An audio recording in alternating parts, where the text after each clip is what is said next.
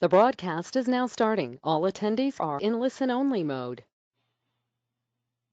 Good evening, everyone, and thank you so much for attending the virtual work session for the Wimauma Village Residential-2 Land Use Study and Community Plan Update. The presentation this evening will provide a summary of the proposed updates to the Wimauma Community Plan and the WVR-2 land use category. Before we begin, we would like to mention that we strongly encourage your participation this evening, and we will address each of your comments and questions immediately following the presentation. This presentation is also being recorded, so if you should need to leave for any reason, or if you would like to review the presentation again at a later time, we will post the full recording of this virtual work session on the Wimauma project webpage later this week. Because we want to give everyone who wants to comment the opportunity to do so, we ask that you limit your questions and comments to no more than 3 minutes. Members of the public may ask questions by typing them into the questions box, or you can submit a comment by typing it into the chat box, which you can do at any time during the meeting, and both are on the right-hand side of your screen. Additionally, members of the public may also choose to speak. If you would like to do so, please click the raise hand button. Your name will be read and you will be unmuted when you are recognized to speak. Once your allocated time for public comment has ended, you will be muted again. If you would like to make a comment but are experiencing technical difficulties, please call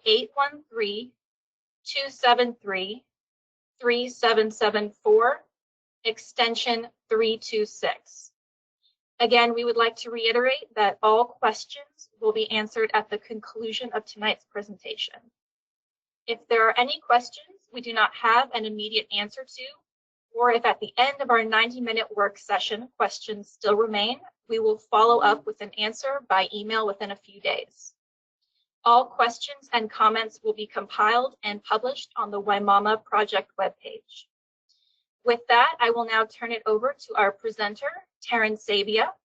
Taryn is the director of the Florida Center for Community Design and Research at the University of South Florida.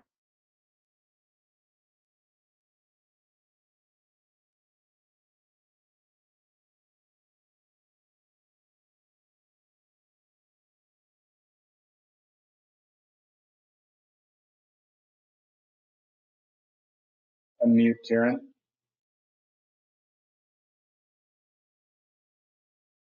Good evening, everyone. So it's great to be with you again.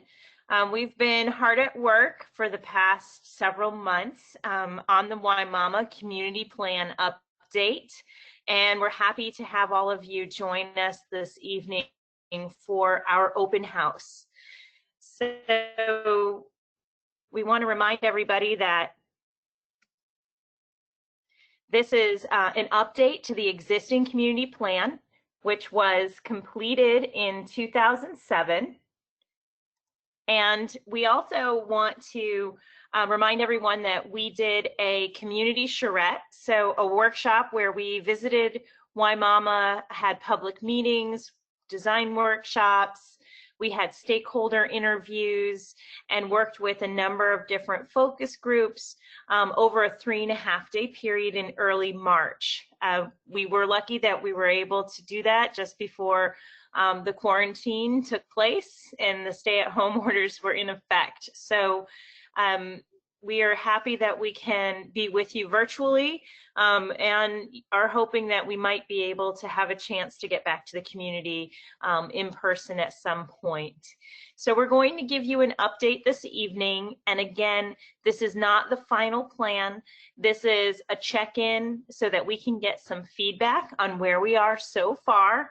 And we will also be looking at some of the policy recommendations that are going to accompany the community plan update.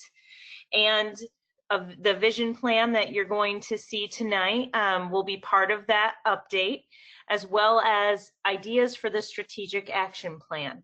So the strategic action plan will address some of the key pieces that we think are important for Wimauma and putting some of that to a timeline.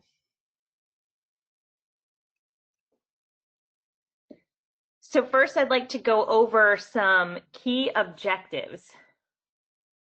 These key objectives were what we heard from the community when we were there doing the workshop in March. And the key objectives are those items which were still valued from the previous community plan and will carry through to the new update, as well as items that were brought up as being relevant now, almost 15 years later. Create urban and community design strategies that enhance mobility and establish a network of connected amenities throughout Wimauma. Walkability, public transit, bicycle network and trails, and walking school bus were items that we heard were very important from the public and the community. Articulate a distinct vision and character for Wimauma that reflects a town and nature relationship.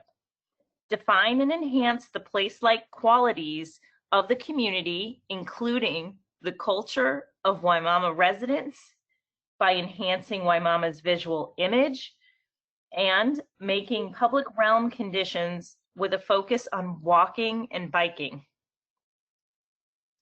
Revitalize Wimauma's downtown by leveraging infrastructure improvements to support new commercial facilities, regular farmers markets, and multifamily housing.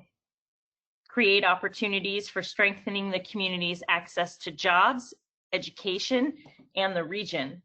Support entrepreneurship and local business development as part of that. Leverage the area's proximity to local farms, strengthening the area's cultural attributes as contributors to the area's economic diversity. And create opportunities for enhancing wellness through the public realm, safer streets, and access to healthcare and food. Maintain the diversity within the Wimauma community. Of the area. Ensure that the final Wimauma Village Community Plan communicates a framework for sustainable and coordinated community development. Leverage new development to support existing amenities and the desired increase of retail in Wimauma's downtown. Encourage workforce and affordable housing development. Establish partnerships with the Hillsborough County School District to create joint use of libraries, computer labs, and recreation fields that could provide opportunities for higher skills training and more after-school enrichment programs. Adopt policies that will help achieve the community plan, including zoning and land development regulations for the downtown and the village residential, or the WVR-2.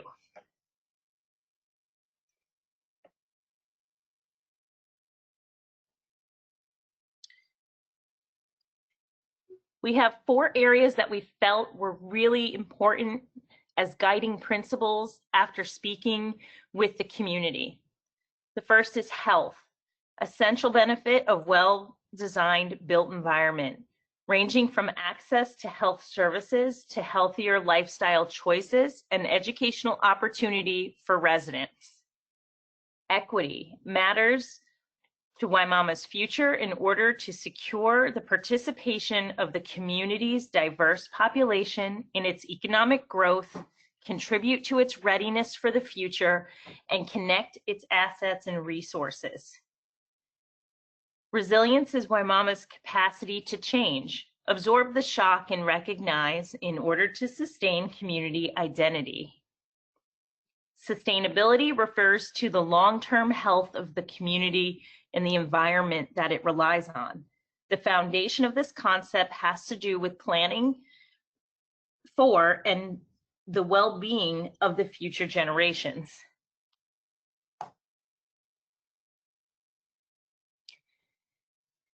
These are some of the statistics that we've learned about Wimauma. Important ones is that Wimauma's population has doubled between the year 2000 to 2019. The percentage of the population, which is Hispanic or Latino, is 76.1% in Wimauma, compared to 28% in Hillsborough County. The population growth rate in Wimauma is 3.72% compared to only 2% in Hillsborough County. And the average household size is now 4.21% in Wimauma. Single-family housing is still the majority at 49.7%, multifamily at 10%, and mobile homes at 39%.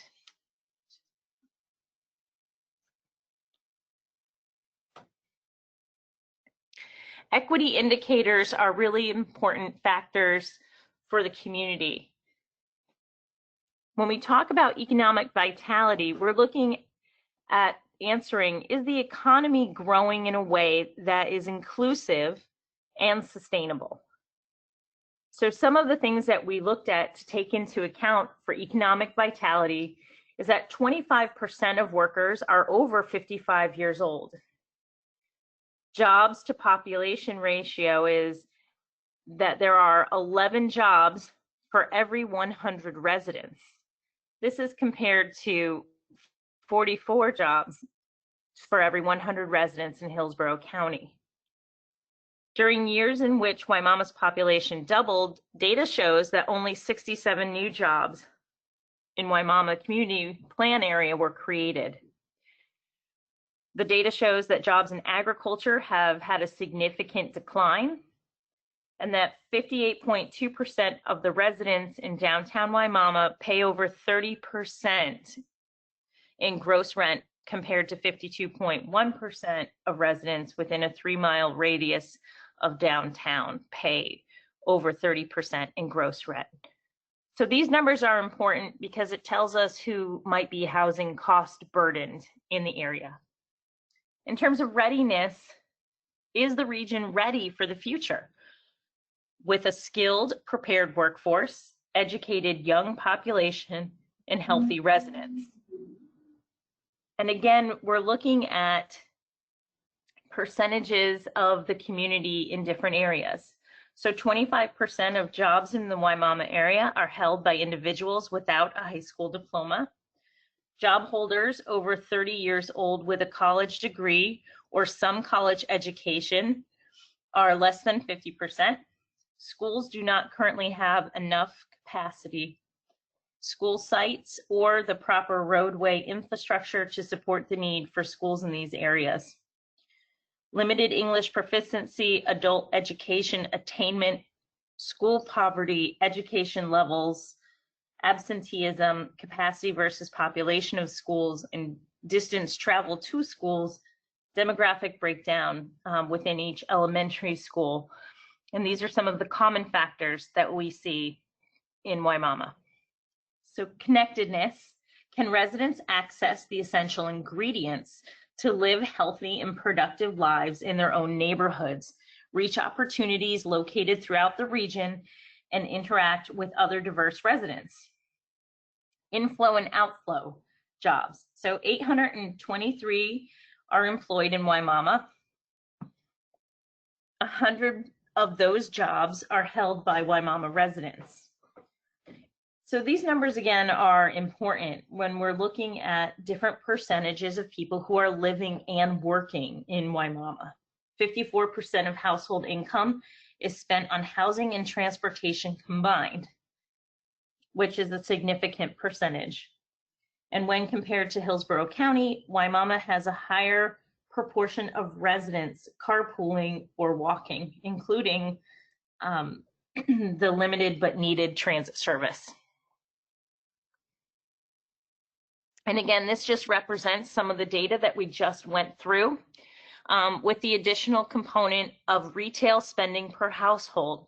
So the county numbers are $18,600 annually per household is spent on retail, where in Wimauma, only $12,385 per household is spent on retail annually.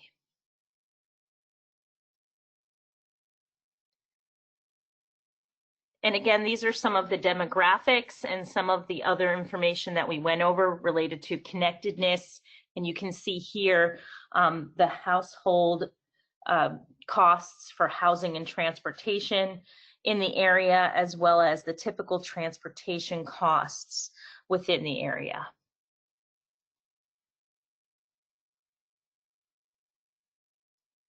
We've done a number of mapping activities looking at the WVR-2 compared to the urban service boundary area.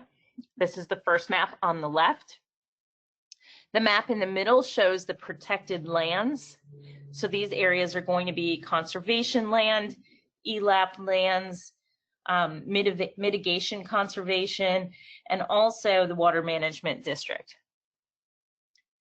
And the map all the way on the right is showing the large properties that is owned by TECO and by Hillsborough County. So some of that TECO-owned property, which you're seeing in the upper northeast corner of Wimauma, is part of the solar farm that is owned by TECO.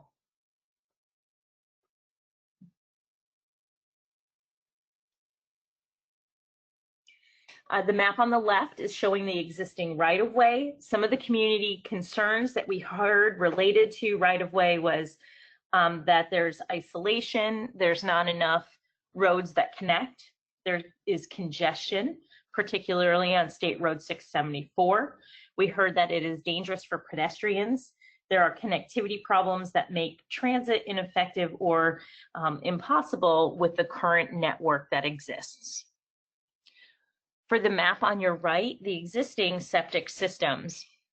So there were a number of community concerns related to infrastructure that does not support business development, particularly in the downtown. Much of Wimauma that is within the urban service boundary does not have access to sewer, but rather is on septic. And what we have learned is that there are codes that are preventing a number of businesses from being able to develop in the downtown area because they would be required to have a sewer hookup. This includes things like multifamily housing and also laundromats.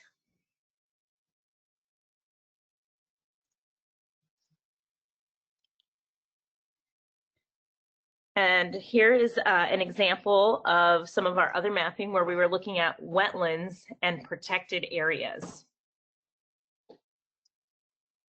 And the wetlands and protected areas are significant in the area. And what we heard from the community is that this is one of the things they value most about Wimauma, having these natural resources throughout their community.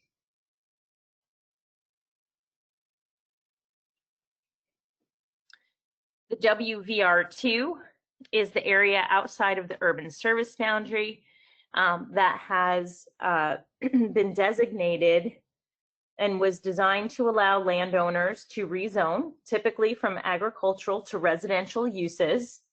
The area occupies the furthest southeast corner of the developed Hillsborough County area. The WVR-2 is outside of the urban service boundary and requires developers to provide infrastructure that would otherwise not be provided by the county. It is similar to the Residential Plan 2 or the RP2, and the zoning was designed specifically to encourage developers to support the existing town center village of downtown Wimauma. And that was what is significant about the WVR2. Challenges and opportunities. The WVR2 has remained undeveloped until development pressure of recent years has spread to this area. So there's a lot of new interest in seeing this area begin to develop, and that's part of the reason for the community plan update, to see which policies are still relevant and what things need to adjust or adapt based on the current needs of the community.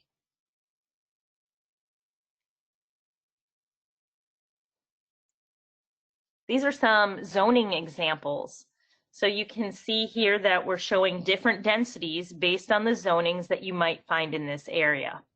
So for the residential, you can see what R2 looks like.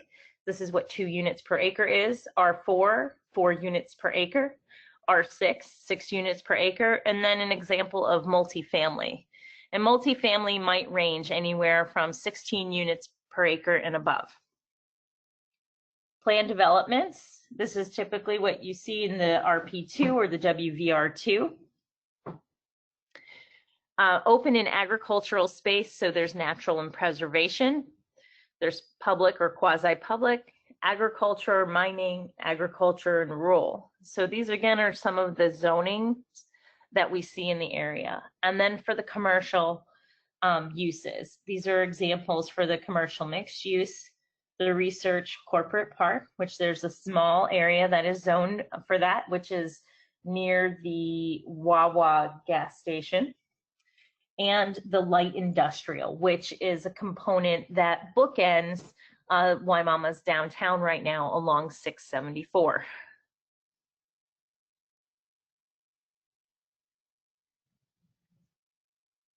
So this is just, again, reiterating the population growth that we have seen in Wimauma over the past several years.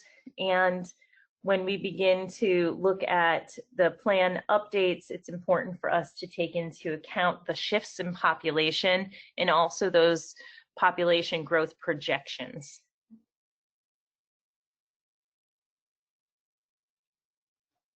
One of the key things that we found in Wimauma was the housing units and the type of housing units. So again, when we're looking at the overall area, 39.5% is mobile homes. And this is a concern because mobile homes, especially for disaster preparedness, are the type of housing that we have to evacuate from. Even though most of Wimauma is not within an evacuation zone, because of the lack of safety within these structures, people who live in them do and are required to evacuate. So looking at housing replacement and how we look at housing replacement opportunities is part of the plan update. When you look at downtown, housing types here, in terms of percentages, are somewhat similar, and mobile homes are still high at 35.5% in the downtown area of Wimauma.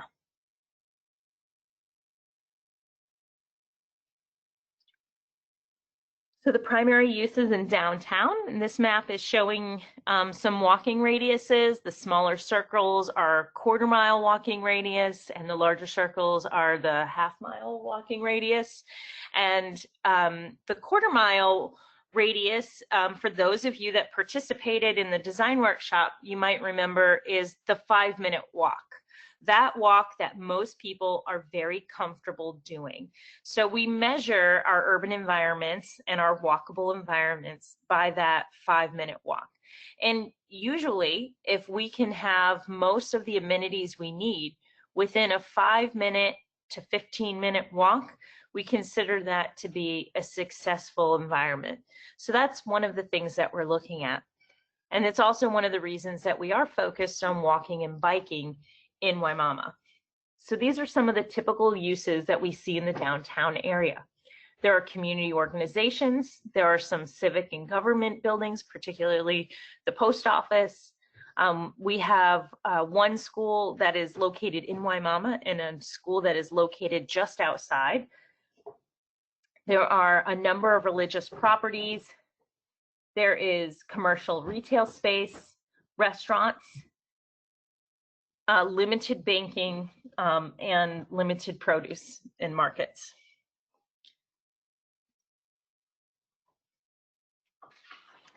This is some of the existing uses in downtown, and also some of the spaces where there might be land available for development or redevelopment opportunities. This does not mean that anybody is having to give up their land. This does not mean that anyone will be asked to do so. These are just areas where there are either empty parcels and areas that might be available to see some new development. In this drawing, you can also see that we have some dashed lines, and those lines are beginning to highlight important streets in downtown as we were looking at where these different possibilities were for future development.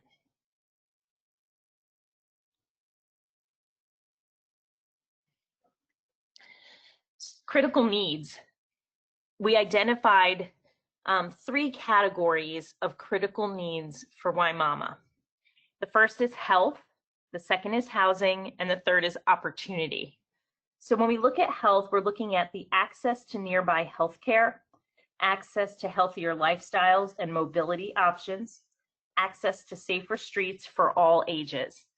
These are items that we noticed were missing or limited, and that different community members had let us know were important to them. Housing. A thorough needs assessment of existing housing and infrastructure is something that we feel is important.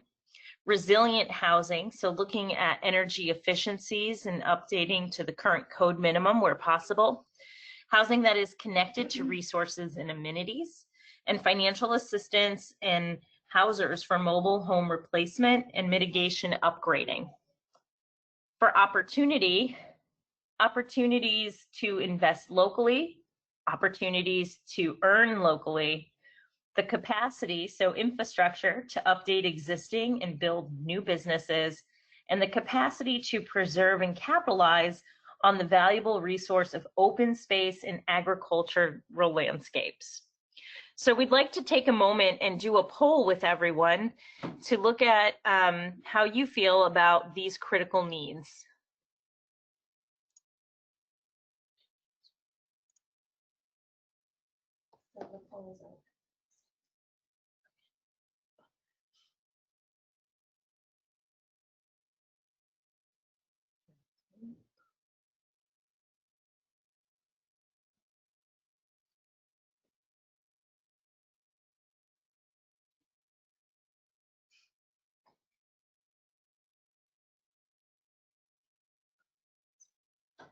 So we're collecting responses, and I think everyone should be able to see how our poll is going.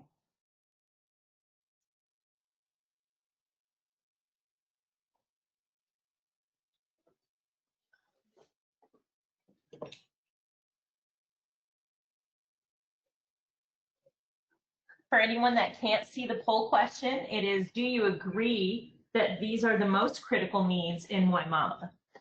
And so people are answering yes or no related to the critical needs of health, housing, and opportunity.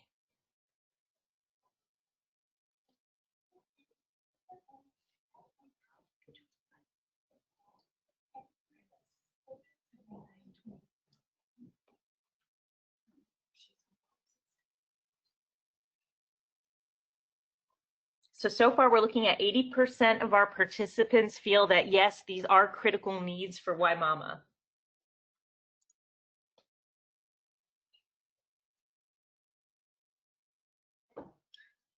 Great, so that's good. That makes us feel like we're on the right track.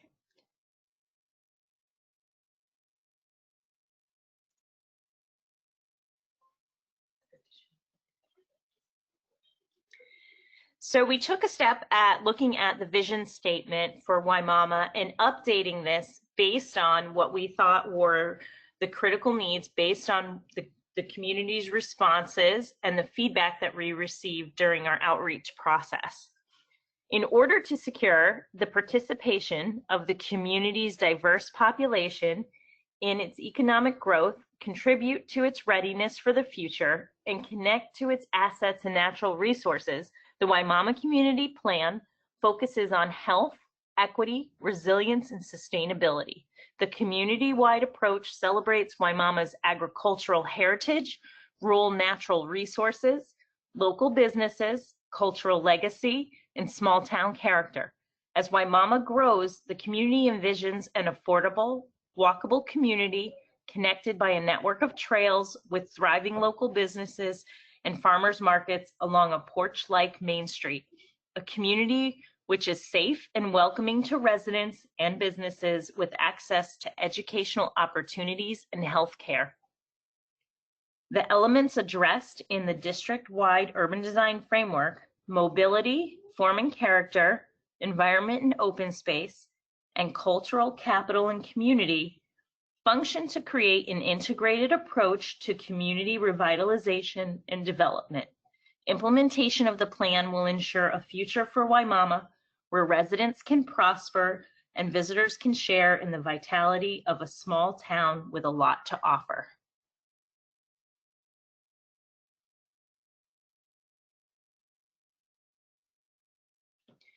So we really liked that slogan quite a bit. We heard it a number of times from the community.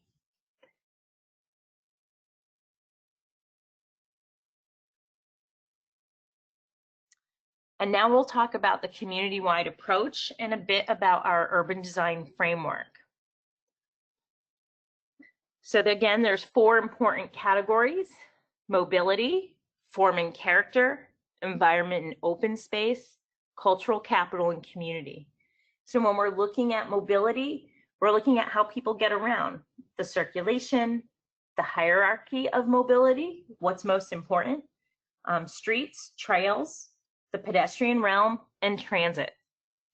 When we're talking about form and character, we're looking at the overall community, its zoning, its infrastructure, the scale, its small town feel, the downtown districts, the Main Street, the WVR-2, and housing and building types. For environment and open space, we're looking at areas of conservation, parks and recreation, low impact design, agriculture, and rain gardens.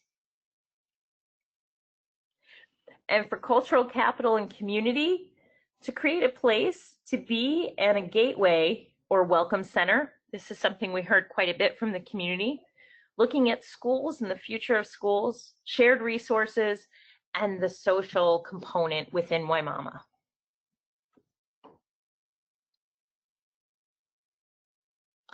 Regarding policy updates, we're looking at the residential gross density and providing incentives to increase for affordable or workforce housing. This is also strongly going to be focused within the urban service boundary and within a receiving zone in the downtown. Looking at employment and service requirements, this component of the future land use is under review right now.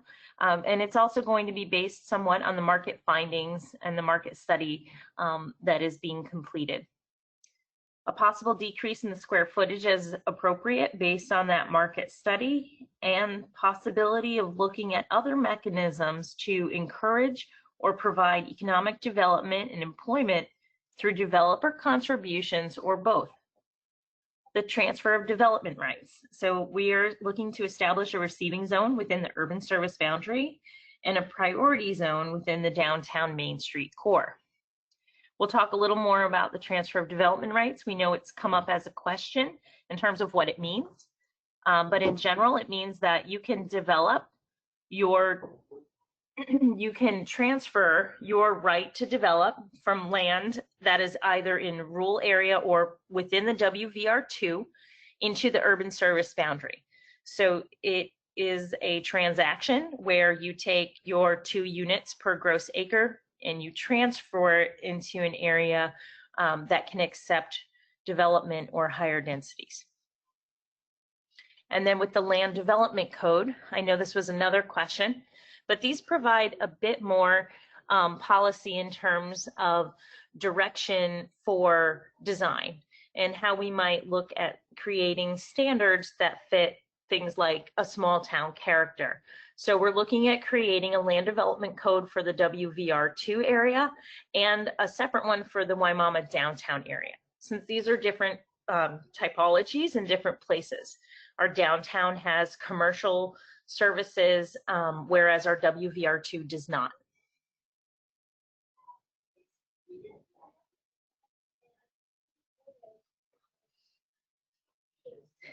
This is the urban to rural transect for Wimauma, and what it's showing is that as we look at the area all the way to the left, which is your most rural.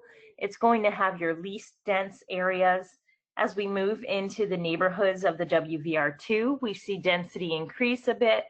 As we move into the downtown residential area, which is within the urban service boundary, we see densities increase a little more. And as we move into the downtown center, again, we see densities increase. And once we reach the downtown core, which would be the smallest component of the downtown, that's where we see things become the most dense. So this is just an example of these densities.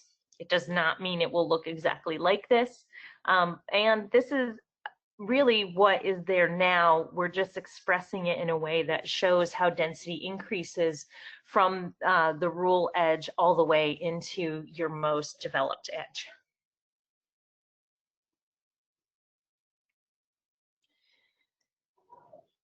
This is our overall connectivity map. So this map is really looking at the potential to create a street network and to provide a grid for better circulation in Wimauma.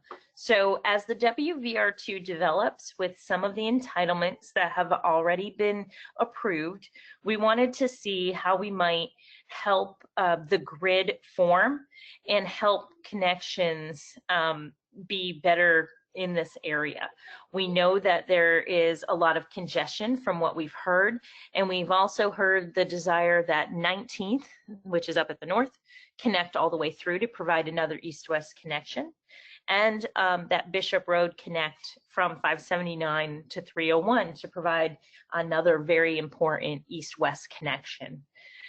We're also looking at the bike network, and that bike network could be integrated as part of the TICO easement, and if not, could sit adjacent to it and connect to bike trails that are in and throughout both new neighborhoods as well as existing ones like the downtown.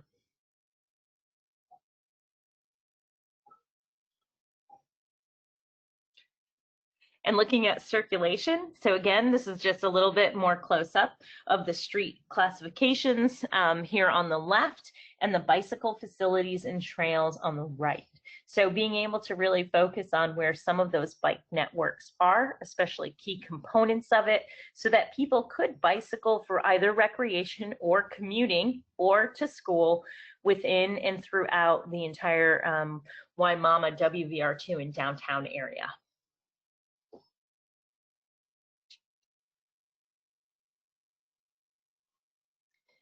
So continuing on circulation, this is a street section. So we're looking at what the different elements of the street or roadway are. This is something that we call a complete street, looking at different types of transportation which all work together. So in this type of street, we're looking at the edges where we have natural buffers such as tree lines and vegetation, sidewalks, street lighting, our traffic lanes and transit lanes, looking at our bike networks and our what we call a cycle track, additional lighting, sidewalks. And you can see that we can fit all of these things in, which is the intention of the complete street, letting all of these modes work together.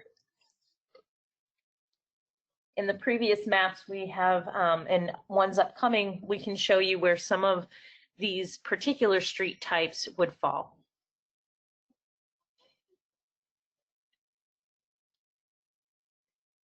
So this is our transportation hierarchy for the area, and based on what we heard from the community, and also based on those walking radiuses and the compactness of some of Wimauma, we feel that the pedestrian realm is really the most important. What is going to be comfortable and safe for people to walk from destination to destination or from home to an amenity. That the bicycle facilities are a focus that really need to be improved and included within the mobility plan for the area, and that this becomes a mode of transportation that a number of the community, particularly those who don't own a car, can utilize to get around town if it is provided in a safe manner. Transit is the next one. We know that there has been talk of the surveyor and connecting Wimauma to Sun City Center in order for people to be able to get in and around the South County area, and then to be able to connect to the region by way of the HART services that connect to downtown Tampa.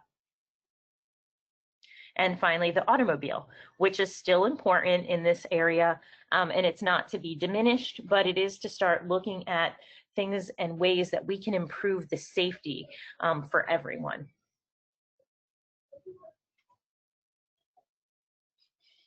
And some additional street sections. This is the Boulevard example, and we're looking at State Road 674.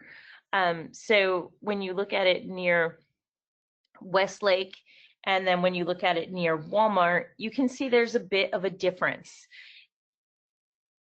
We're looking at differences in street width.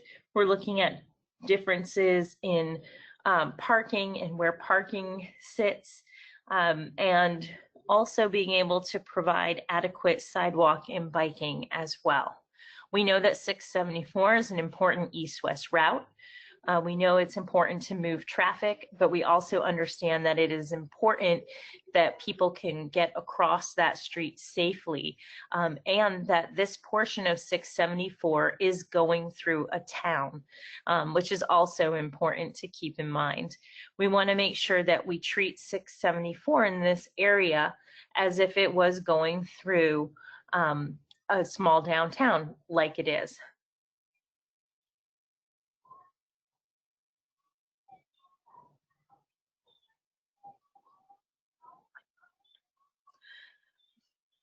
This is looking at 4th Street, which is going to be proposed as a new main street for Wimauma, and part of it is because of the opportunity for it to become a main street, one that is safe, that provides porch-like overhangs on its businesses, and is compact so that people can easily walk and bike, take transit, or drive to these locations. We have other examples, again, of how we can integrate bike networks in with the streets and working alongside traffic. And neighborhood street examples where we have compact streets that might be through neighborhoods where we can have street lighting. We know that dark skies is an important initiative to some of the community members in the area, and so the street lamp types might matter significantly in terms of the way that the bulb is positioned toward the ground and not up toward the sky.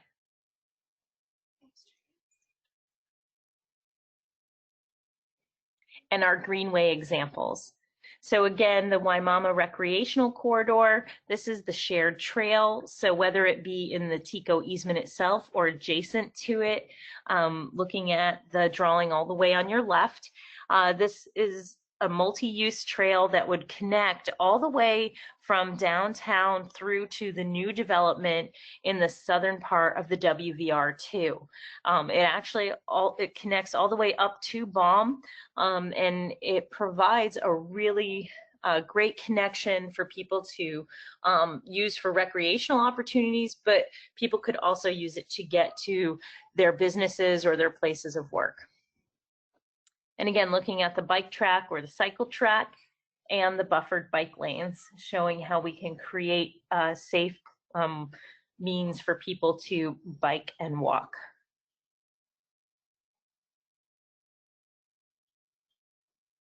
So we have another mobility map. This is looking at downtown, and the idea behind this is to really show the bike facilities and networks and the different streets that would have bike lanes. This is something that could be implemented in the interim of any type of other permanent infrastructure. Bike lanes can be painted on the streets as a way to help designate where bicycles can be safely and provide a buffer between that bike lane and traffic. And can also help create safety along 674 by having bike lanes designated in that area.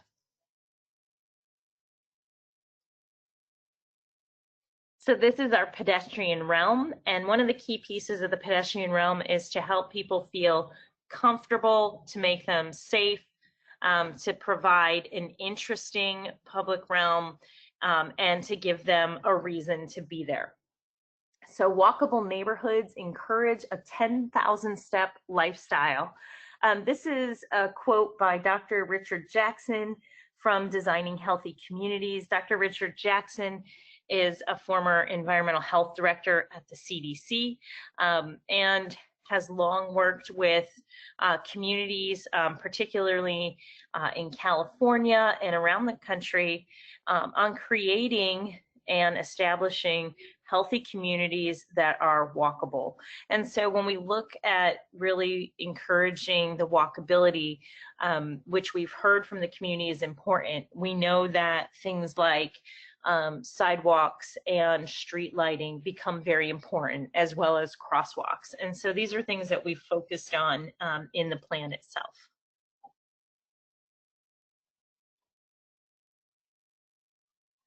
So transit, this map is showing a proposed circulator route that would begin on 674 and make a left on 4th.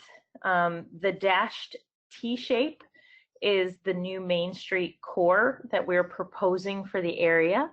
And it would include the existing part of 674 that has local businesses already established, as well as the new businesses that we would see in the north-south connection. And then it would travel north on 4th and west on North Street and south on West Lake, and then moving back out. So this way it can circulate through the downtown, connecting to, again, places that are easy to either walk to in order to get to stops or bike to.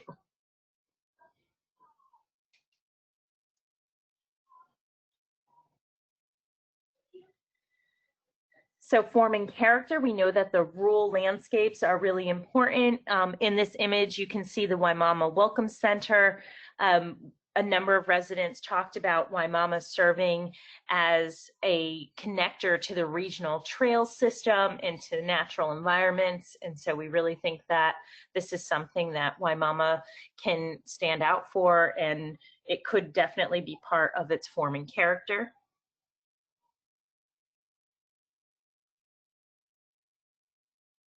The Main Street core in downtown. So we are looking to expand the area that is Main Street, and that is really the area that is within the urban service boundary in order to help provide better infrastructure to this area. And the area in the T, again, is the new Main Street core. The area that is shaded is what we are calling the priority receiving zone.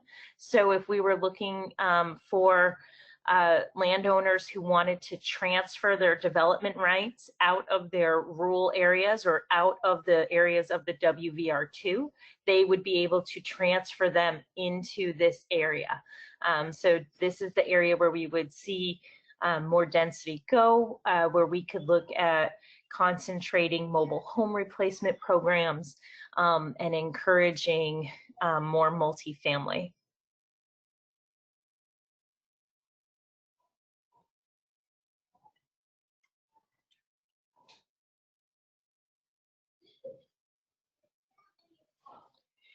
So this is an idea of some of the graphics that might be included within the land development code. This is showing what a potential mixed-use building might look like that might be on Main Street. This will not be everywhere, will not be in all your residential areas. It is limited as to where it can be, but we feel that it's important to show that you can have a store or a retail shop on the ground floor, you could have a business, and then you could have residential units above that. And so we think that this is a way to be able to begin seeing some new development in Wimauma that would be beneficial for both the housing and the retail commercial components of the community.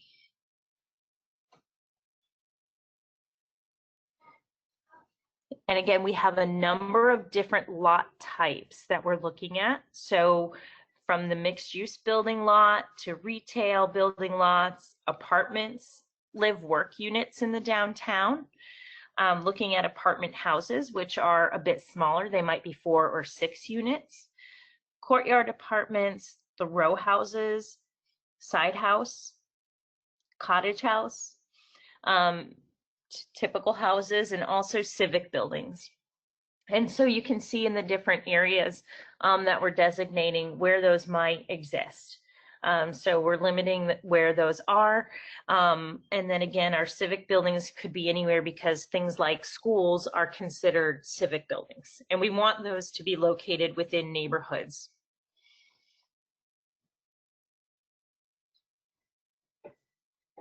So Wimauma districts.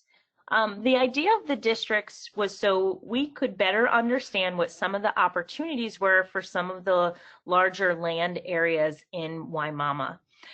They are not providing any regulatory components, but rather are just part of the overall vision plan.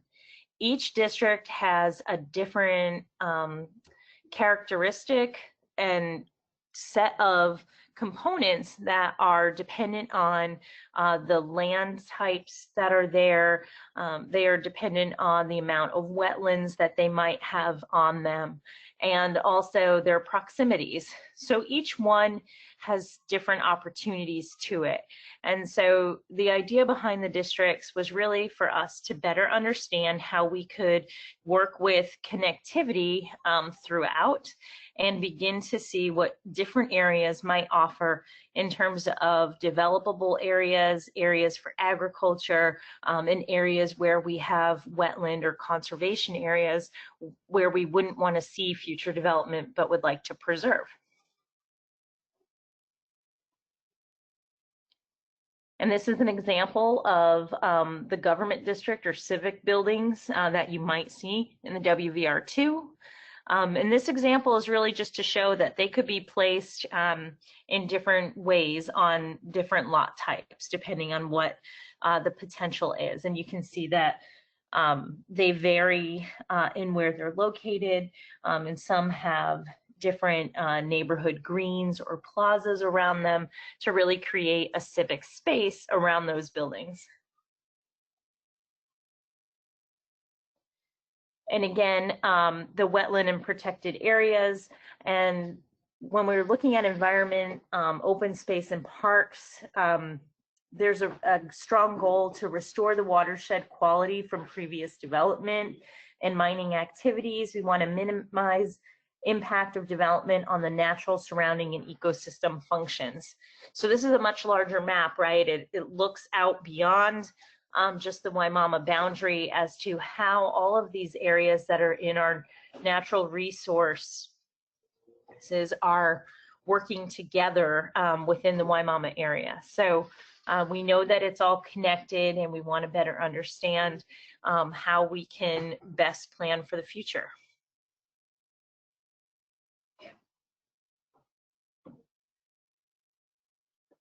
This is going through different types of wetlands and parks through Wimauma. And what's significant here is that within the WVR-2, there's a requirement to maintain 40% as open space. 10% of that space would be located internal to the new development, such as parks and trails, and the remaining 30% is intended to be contiguous to preserve the rural character in the area. We are recommending that 30% be the buffer between development and other rural areas, so that we can keep development tighter and closer to the urban service boundary while promoting that rural nature as we step out into the rural areas of Wimauma.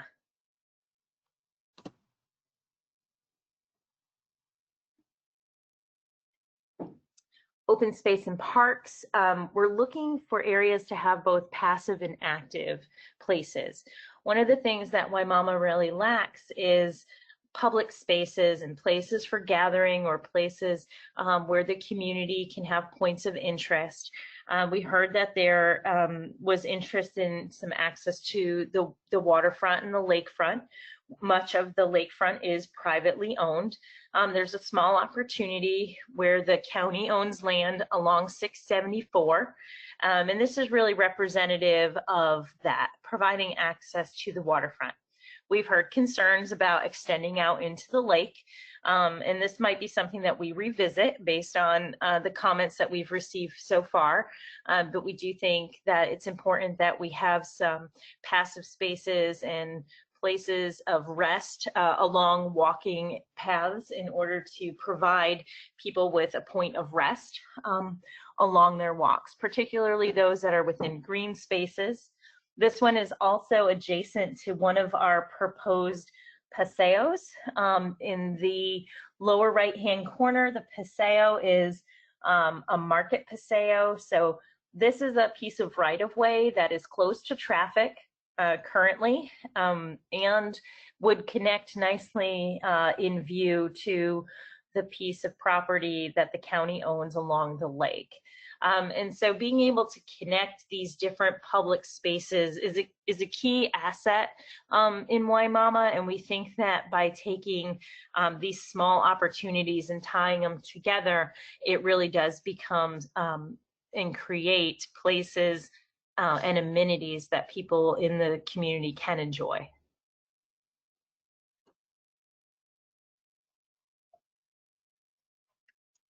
So agriculture, one of the important things that we heard is that there is a big interest in farm workers who would like to have opportunity to manage or own their own small farms.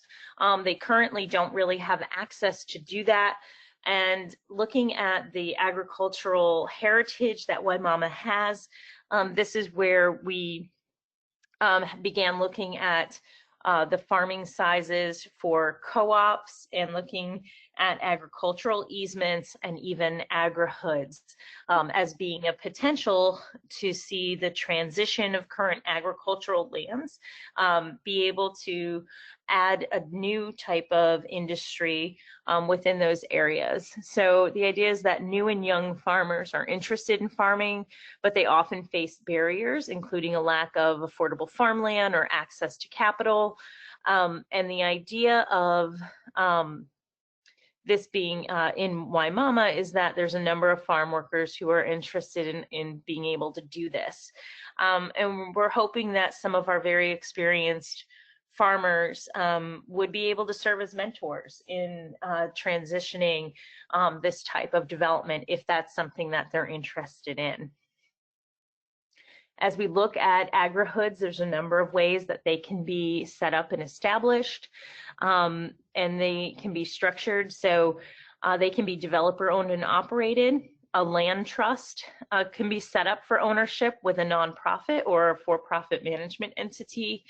Land trusts with lease or management. Homeowners associations can own them. They can be public ownership.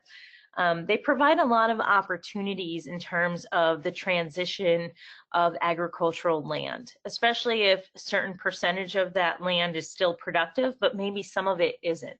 And so keeping an agricultural co-op, again, provides an opportunity to maintain a buffer between development and the rural areas. Types of things that you see as productive spaces in agri-hoods are community farms, they're demonstration farms, things that might be small scale, community gardens, rooftop farming. So there's a number of different options, and this was something we thought would be great to introduce to the area to be able to keep that agricultural heritage as we begin to see former agricultural lands transition with new development.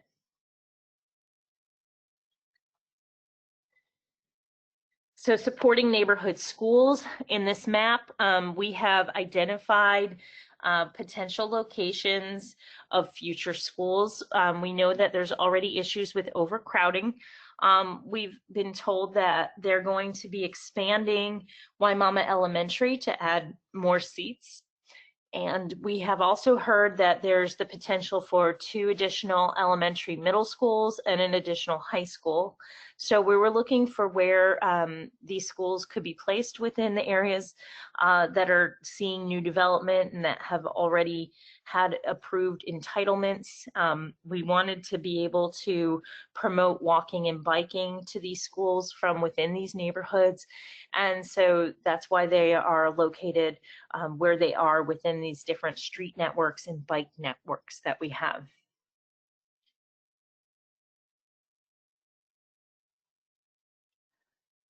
Sustainable local businesses. We see a lot of opportunity for Wimauma to develop its local businesses and to work with the county and the small business administration to do this. We see opportunity for entrepreneurship and to be able to really promote the local character and prosperity. For every $100 you spend at a local business, $68 will stay in the community. So it's really important that we can increase the number of independent retailers in the area, especially for the scale of Wimauma. It's the best opportunity for Wimauma to increase the number of jobs that are available there, and also to keep money in the area and generate a much more self-sustaining community for Wimauma.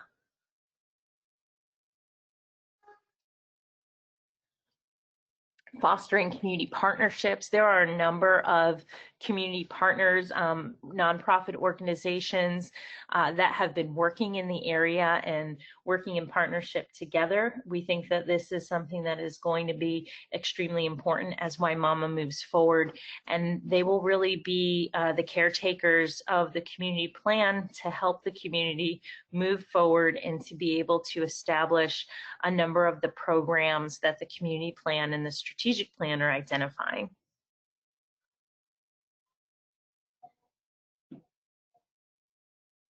So looking at the strategic plan, again, you'll see some of these things are really familiar.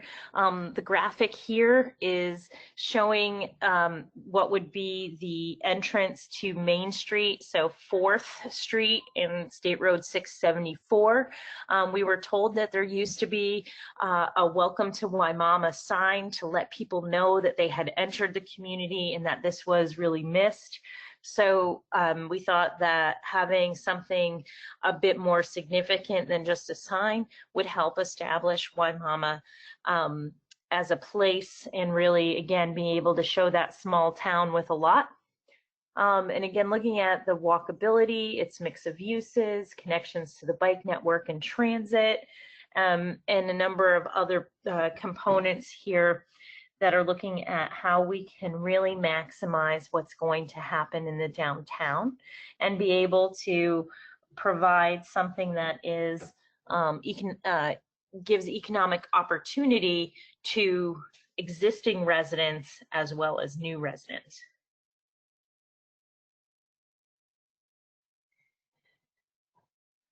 And this is the master plan for downtown. The white footprint buildings are things that we're showing that could develop. These are on parcels of land that are currently vacant or might have mobile homes. And so we're looking at how to create a main street that has a more continuous frontage on that component of it. And something also in here is where we're looking at some of the traffic lights. We know that traffic lights are something that are going to be needed in order to promote safe crossing. So that intersection again of Main Street, which is 4th and 674, is an area where we're promoting a traffic light. We'd also think that 7th and 674 is another important intersection for traffic light, and 674 and Westlake. So those are areas that we think are really key in terms of creating safe, walkable streets.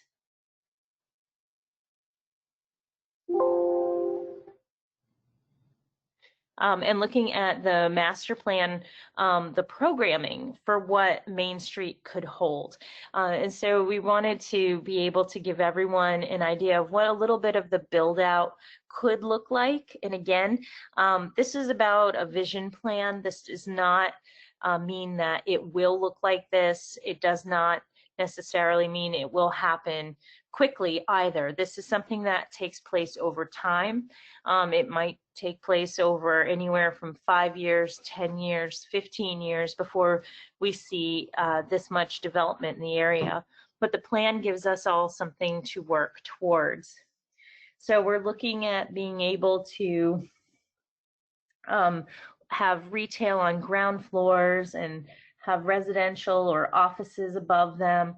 We're looking at being able to provide affordable residential units, to have safe routes to schools, to be able to have potentially Hillsborough Community College in the area, healthcare facilities which are really needed, groceries, and again, being able to look at how these businesses and new development can really help create safer streets in the area.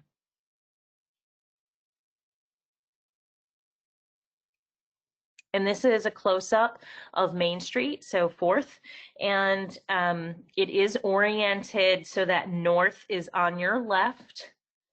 So that is the senior center all the way to the left.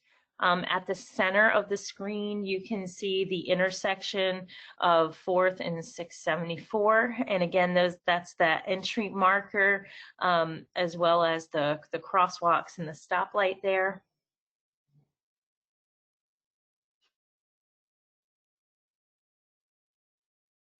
And we have a rendering of what Main Street might look like.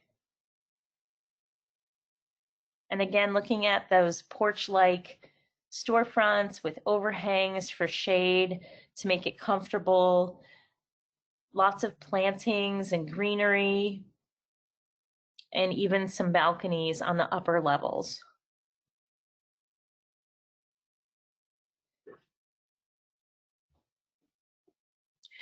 And this is a close-up of State Road 674 at Main Street. So 4th again is at the center, and we are looking at this in the east-west direction. So you can see that we have another small entry marker at 7th as well, not quite as large as the one at Main Street, but something to let you know that you have approached the Main Street core of Wimauma, and that this is something you know, to take notice of, and that this is a special area.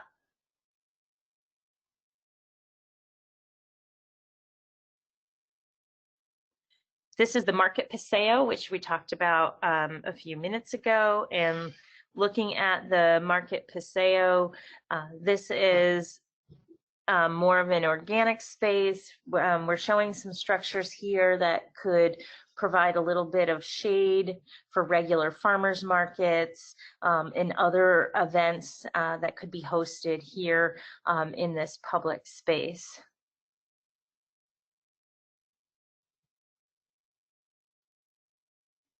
This is the Paseo Central, which is at the Post Office Square area at Delia Street. And this is a bit more of a formal plaza where it would be against civic buildings, but again, be able to be used as an important plaza. It could also host markets or other activities.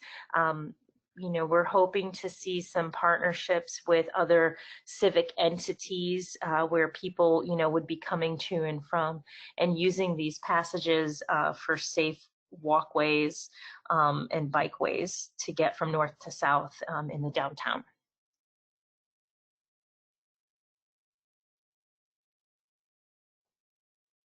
And the Wimauma Plaza del Sol. This is the area near the old train station along the Greenway Trail. And this is envisioned as a public park space with lots of trees and shade, and even a stage where bands could play or other presentations or lectures or even outdoor church services could take place.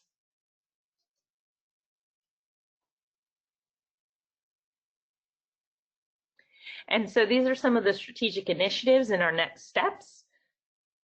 So we'll be looking more at infrastructure, affordable housing, mobility, and economic opportunity within the strategic plan. And we'll be looking for additional community input. Today is part of that. We'll be incorporating the completed market study and also the completed community surveys, which are going to be closing or have just closed.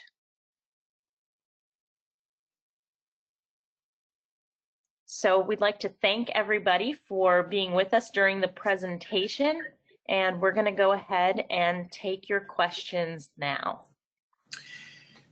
Good afternoon. How you doing? Can you hear me? Yes, we can. Yes. So let's go probably over the questions that are being typed in. Some has been responded and some are still outstanding. So the first question that being typed in is how are we going to, for areas that already have residences in them, residential areas that are existing residential areas, how is development going to work? There's a sense, are we going to, is it going to be moving those residents out that are there right now? That was the answer to the question. There's no intention to move any residents out of residential areas where they're living currently. There's no part of the plan that is proposing to move any residences out. When we're looking at mobile home replacement, we're looking to develop in areas that are not yet developed so that there is safer housing options for people, but not to move any residents out of existing residential units. Okay, next question, unless you have anything additional to add. Nope, go right ahead. The next question will be, we answered there were 42 attendees, around 34 of them are 35 of them are residents or non-staff people. There's a question about how many of them were residents, and are we going to be able to make available the list of participants so people can check who came to the meeting. That way they can confirm whether any residents participated. Jay or Tatiana, do you want to answer that question? Sure. Good afternoon, everyone. This is Tatiana Gonzalez with Planning Commission staff. So we do have a list of everyone who registered for the webinar. Right now, since people were registering right up until the webinar started, we don't have the list ready for distribution yet, but we can provide the list if you need it, and it will include everyone who registered.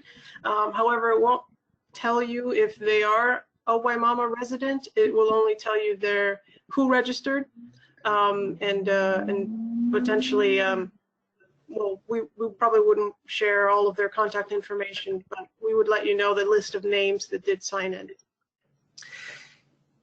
The next question will be, there was a question about traffic lights, which we responded, online. And our response to the question about traffic lights is that this need to be coordinated with the state and other local authorities in order to get traffic lights. But there are plans. There are proposed traffic lights with this plan, right? Yes, so there are proposed traffic lights with this plan. So yes, there would be coordination with the Department of Transportation as well as Hillsborough County. The next question will be in terms of, there's a sense that a lot of this planning was done for Planned City already, similar situations, developing the downtown, doing things like that, and that it did not work there. Do you have any comments or that will address that? Yeah, I mean, in planning efforts, it takes a number of years to see things come to fruition. So it does take a lot of time. I think some of what we see in Wimauma is that the areas outside of downtown are being sought for development, and that there is development pressure happening, which can provide an opportunity to jumpstart some of the commercial areas if we can take advantage of that so that it becomes a benefit to everyone in the community.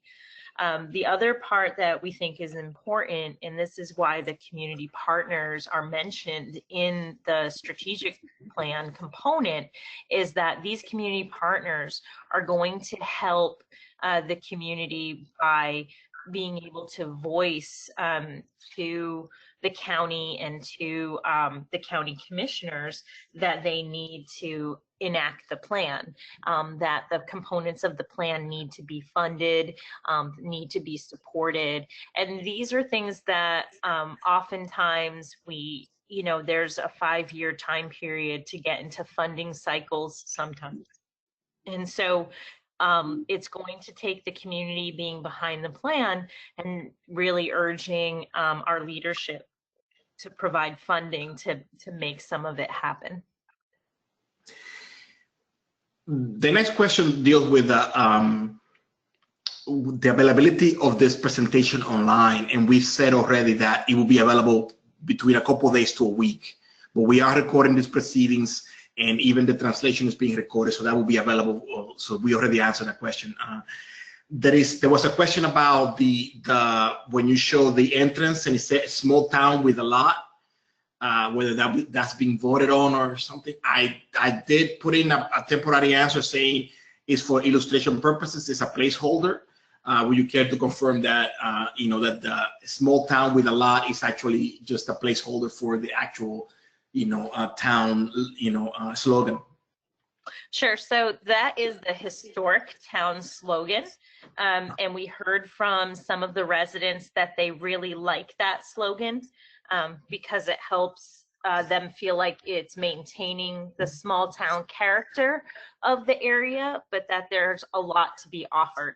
So we have not heard from any of the community yet that they don't like that slogan. So that is something, though, that if the community would, has more input to give, more than what we've heard so far, we're, happy to take that input. So there will be opportunity to discuss this in the future if we, at that point. Okay, good. There's a compliment that also came through. Very nice job. Very nice job, Tareen. Excellent. So I'm passing that along. Oh, thank you. The second one will be, will there be any recommendation in the plan? Will there be any recommendation as to how we're going to generate public revenues for these investments?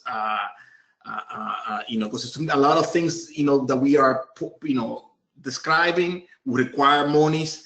Will there be recommendations in the plan that will address that? So yes, we're looking at different funding opportunities and ways that development can help pay for some of these components. So we are working with the county and the Planning Commission to determine what are going to be the best avenues in order to generate some of the funds that would be needed for infrastructure improvements, which we think are vital to seeing the new development, new commercial development in downtown in particular. The next question will be about how do we define affordable housing? I'm sorry, say that one more time. How do we define affordable housing? Yes, ma'am. Yes, so we're going to be using the county's definition for affordable housing, which follows HUD. So we'll be looking at the 50 to 80% of median income, as well as 80 to 100% of median income, and potentially the 100 to 120% of median income as well for workforce housing. So we'll be looking at the range of median income levels for the affordable housing definitions. That affordable housing component will be addressed in the land development codes for both the WVR-2 and for downtown Wimauma. It will also have to remain as affordable housing for a certain number of years. Right now, we've identified 25 years that it would remain affordable. There was also a question about an 80% that you may have mentioned. It's not clear what specifically that refers to, so hopefully the resident will be available to, elaborate on that question later. So we will put that aside for now. The next question will be about the walking trail. There is a sense that that there should not be any discussion about this because they're all private property owners around lakes. So could you address that? There is no walking trail around the lake. Okay. So I'm not sure which walking trail they're referring to. The only trails that we have identified are the one that is along the Tico easement, which is that strong diagonal pathway, as well as bike networks that would be on existing streets or new streets that would be built as part of new developments. But there is nothing around the lake. There is that one of the places where there's a boardwalk that goes into a lake near downtown. How does that fit into this whole Yes, so there's a piece of property on the lake which sits between State Road 674 and Lake Wimauma. It is a non-conforming lot, so it's not a developable lot, but it does provide an opportunity for a public space in the Wimauma area, which is really limited. So we have heard that people would like to have some access to the lakefront to be able to enjoy the lake. And so we were looking for a way to do that. We've heard that there are concerns about the boardwalk being extended so far into the lake. So we'll be taking a look at that and seeing if there's a way that we can give people an opportunity to be able to maybe have a lookout at the edge of the lake, but not extend out into it. The next question will be, is it possible to do a quick survey of who's a Wimauma resident for the people that are online right now? Oh, yes, it is possible. We could actually do that. I actually was going to suggest that we move to some of the people who have raised their hands who would actually like to speak on the record. So what I can do is I can clear the raised hand option and then pose the question, how many are Wimauma residents? If you are a Wimauma resident, please raise your hand.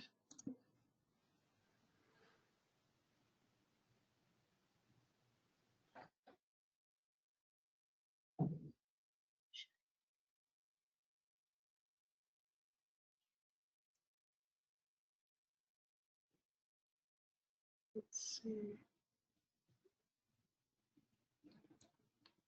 Trying to get a count here.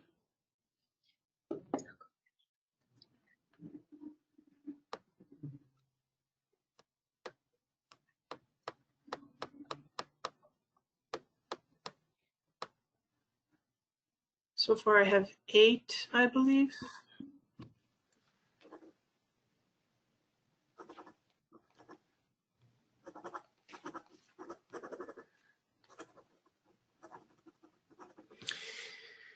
And if I may, last thing, that will be all the questions. Yeah, we can go back. We can go switch formats to the actually live comments, if you will. But they're actually asking for live comments now. So, that will be all from me. Thank you very much. Thank you, Yasser. Thank you.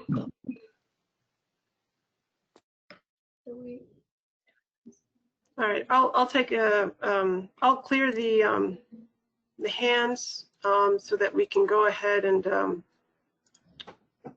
let's see.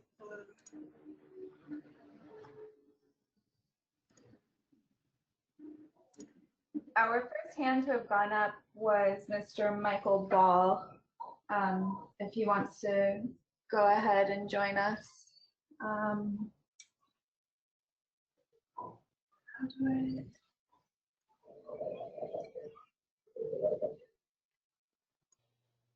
Yeah, Mr. Ball will need to enter his audio pin so that he can unmute himself.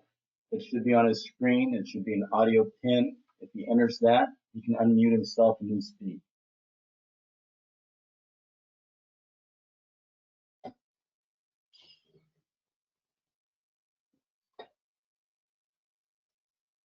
And Lionel, where might that audio pin be located to help Mr. Ball? In the menu under audio, where he can see, which is under his webcam audio. There should be a selection for phone call, which is on. There should be an audio pin. Regrettably, though, since he did not enter it at the beginning of the meeting, he might need to exit the meeting and re-enter. All right, and if Mr. Ball has problems here and needs to hang up and call back, then I believe Christina Bosworth might have been the next if Maggie says that was the next person. Yeah, yes, here you go, Christina. I've unmuted you. Okay, I'm unmuted. Can you hear me? Yes. Okay, great. My questions and my comments are concerning the WVR-2 overlay. Are you taking those concerns tonight, or are you going to do that separately? Nope, those are all part of tonight too. Perfect. Okay. So the first one concerns section 3.23.11, number 4, which requires each PD to have a network of greenways or trails connecting locations. I believe this is critical so that homeowners in the new developments have foot, bicycle access to the Wimauma amenities, so they feel a part of the community and don't just drive through it. So I'd like to see that, make sure that stays there strong. And also in the overlay, the entire section 3.23.12, that also needs to be kept strong and not watered down for the benefit of developers or anyone else. I think it's critical that Wimauma gets quality, affordable housing, so please ensure that section remains and has really strong enforceable language in it. And finally, my question also relates to 3.23.12, and that is regarding the market analysis survey being completed by, what is it, WTL+A. When will that be completed and the data available?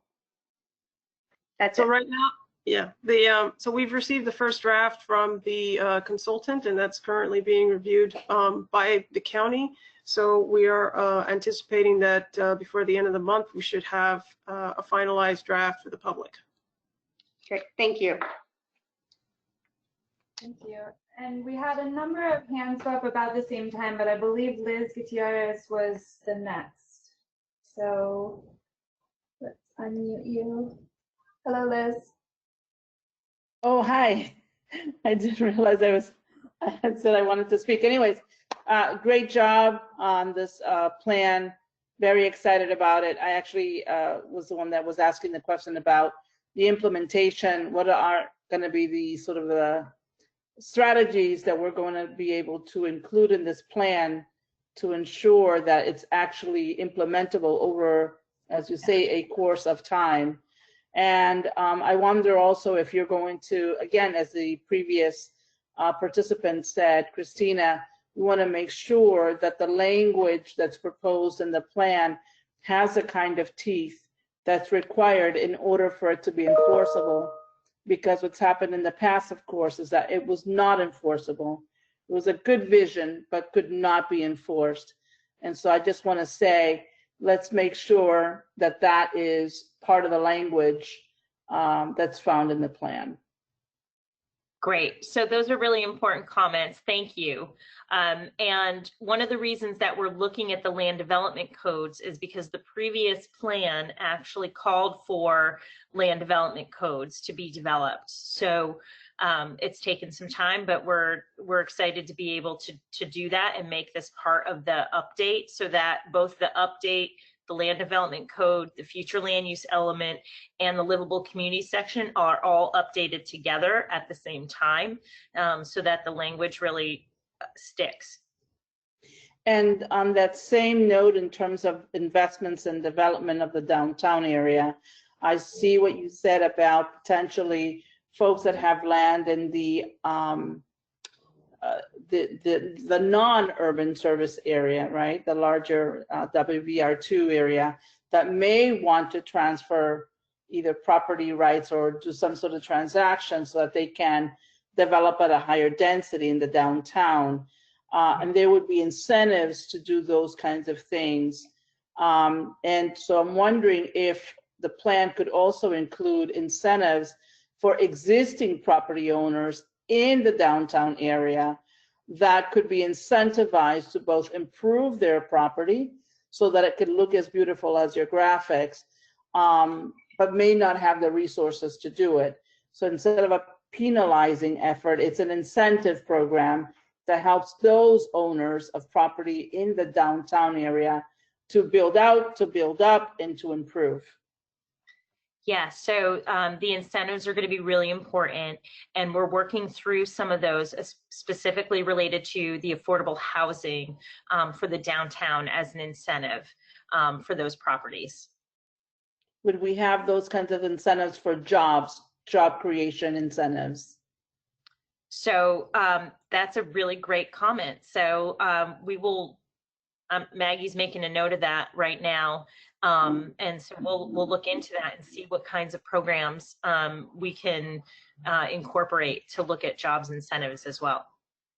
And I do have to start a timer to keep everyone talking, but please just give us a call about that, Liz.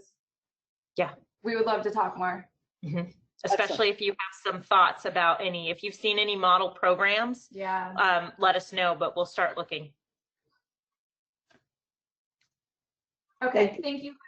I'm going to call now on Norma Linda Flores. You have your hand up?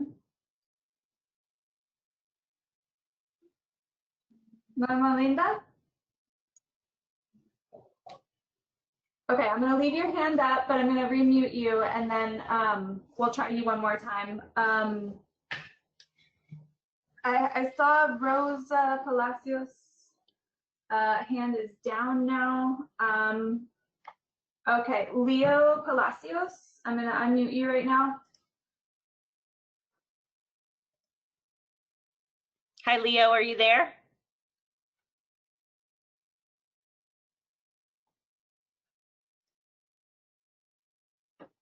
Leo, I'm not sure if you have two phones or two computers logged on. I've tried to unmute both of them. Are you there?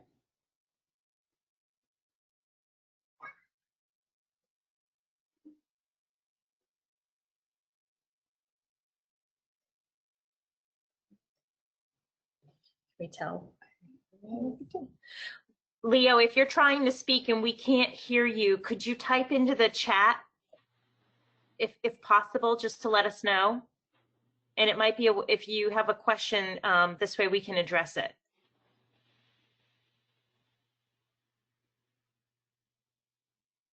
It says you're self-muted.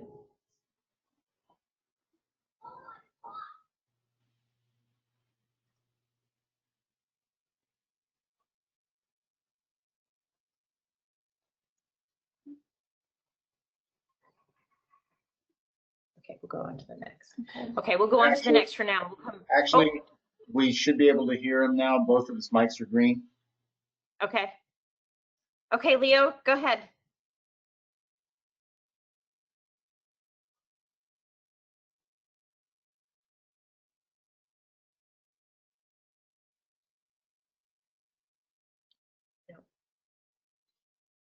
And that's our last hand.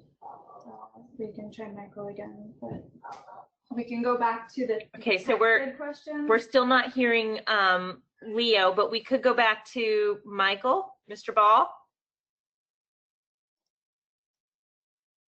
Michael still has not entered his audio pin. Michael, if you're listening, try entering audio pin 15355. That's audio pin 15355.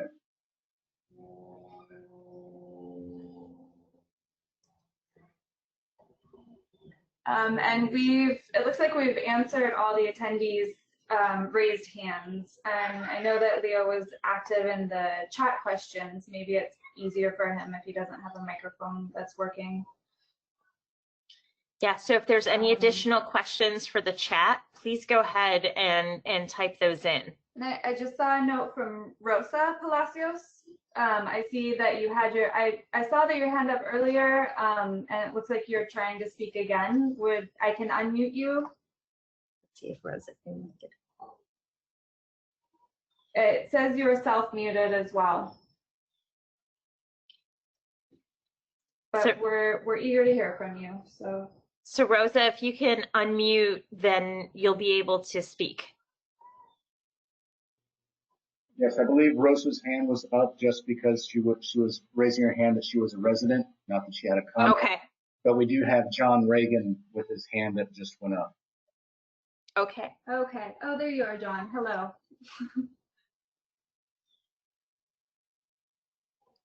John? Okay, John, we're ready for you. Can you hear me?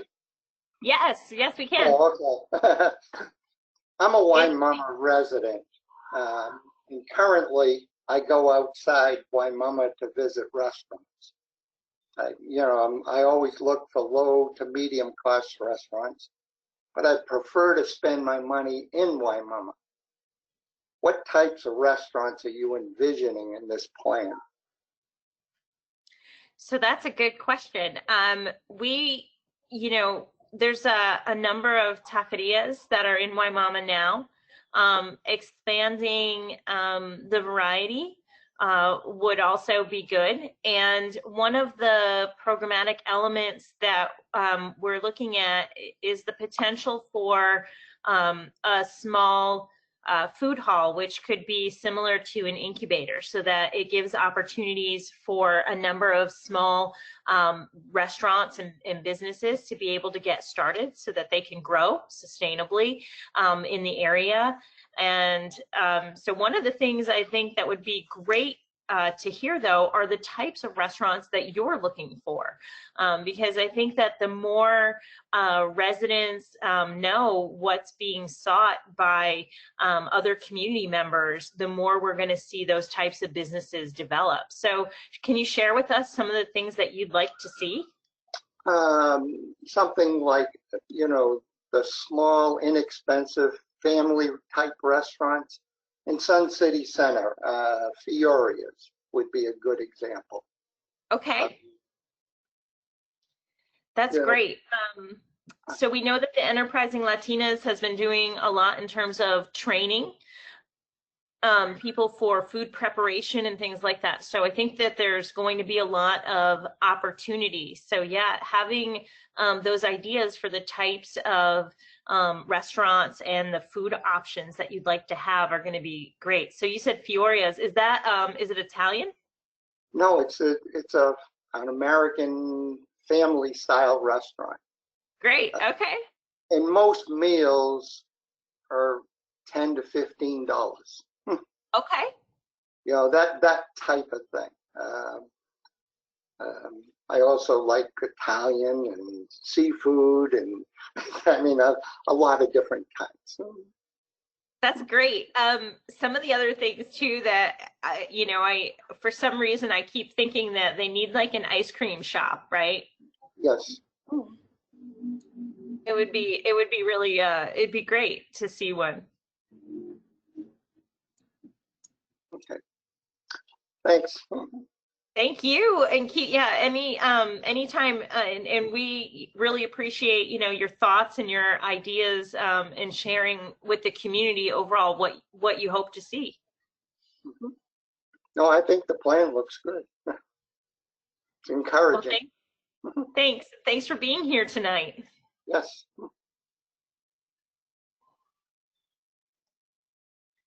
Should we try Norma Linda one more time? Yes. So we're going to reach out to Norma Linda. You are available and you want to speak. Maggie has unmuted you. So if she unmuted? Yep. So we should hear you if you speak. Hello. Do you hear me? Hi. Yes, we can. Yay.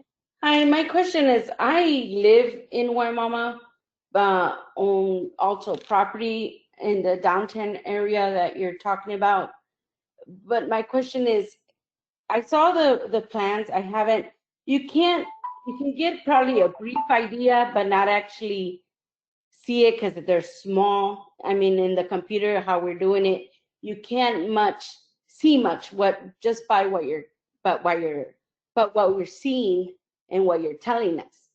But it just worries me that I've lived here all my life, but a lot of the residents are migrant.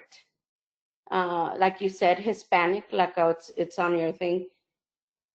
And we're like small, that feel that you want to keep, but how are we going to guarantee that? How are we going to, like this boardwalk, was receiving concerns and stuff about the trail. You just clarified that there's not going to be no trail around the lake, right?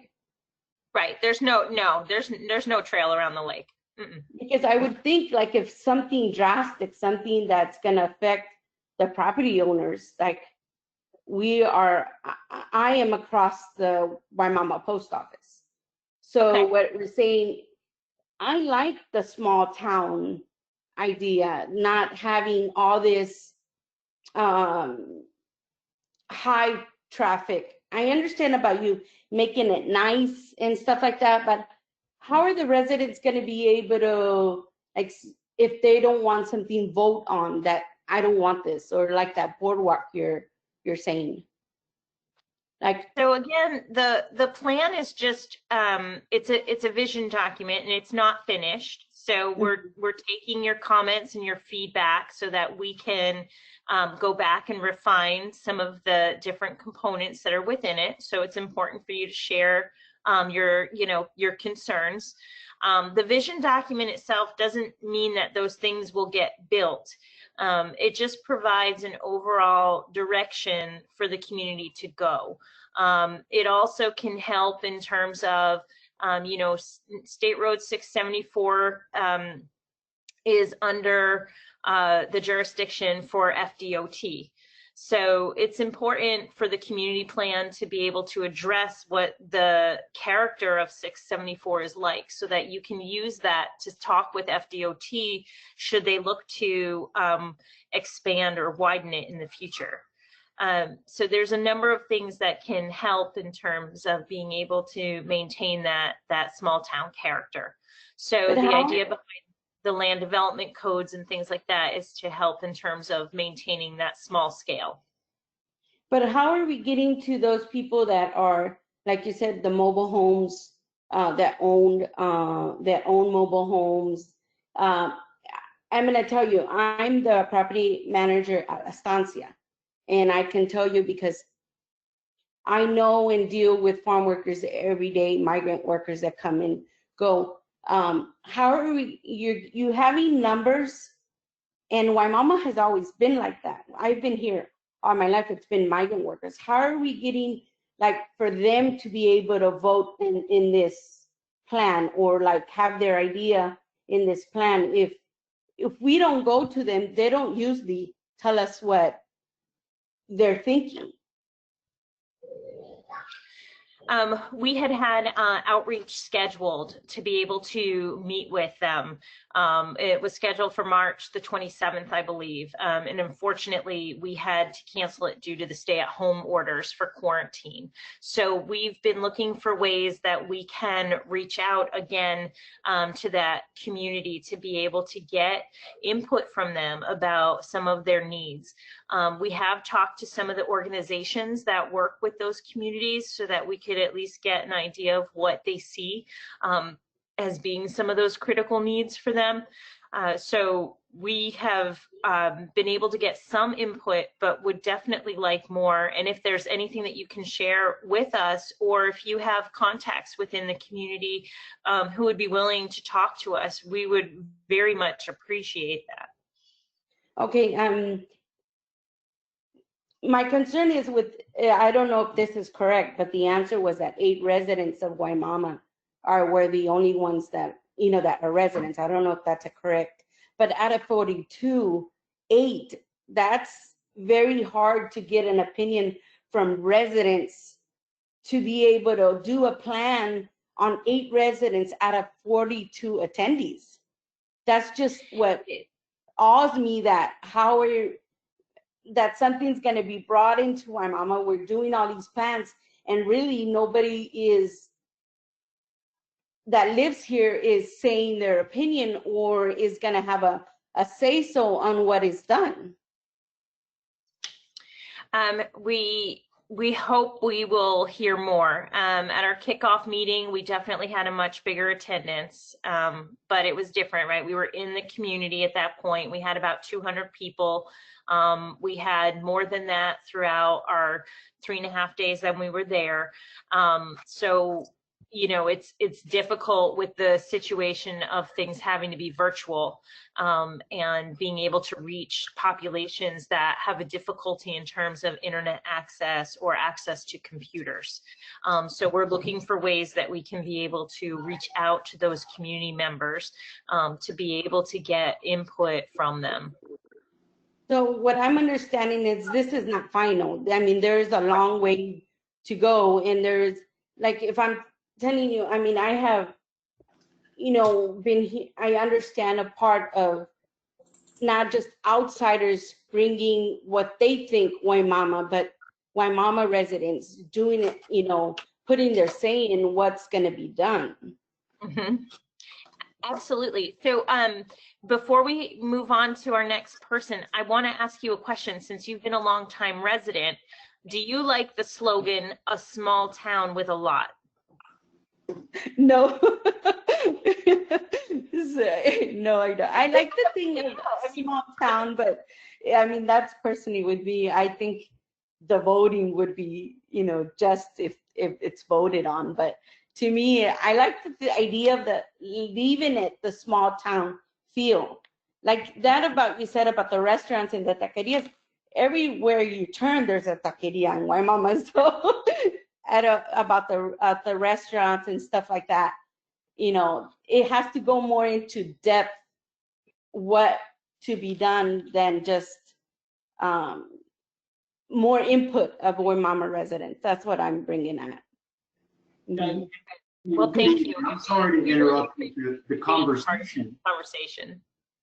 And I just wanted real quick to say, my name is Jay Collins. I'm another member of the Planning Commission staff. I've been answering some of the questions tonight.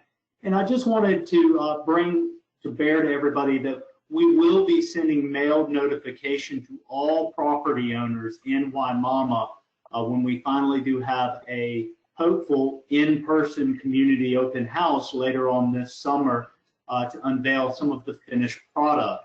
So there is always us trying to go out and to meet with the community and trying to get input from the community, but we want to make sure that we know that in the end, the community is the final say-so.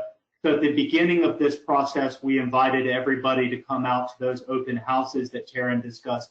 And in the end of this process, again, every single property owner will receive notification to come back and have a conversation with us one more time to make sure that they themselves can hear their voice in this community plan and the other materials that Taryn and the rest of the team have put together. And I'm sorry for interrupting, just wanted to put that out there. No, Jay, thank you. And the other piece is that this will be online, so sharing your comments or sending your neighbors, you know, to view it and leave comments for us online is also helpful in a way that we can get information. You know, our phone numbers are available. Tatiana's number is up on the screen right now. So if you know, have any members of the community that don't have access to the internet or to a computer, you know, they can call Tatiana at that number. She can help put them in touch with us, and we can work with them in order to get additional input from those community members.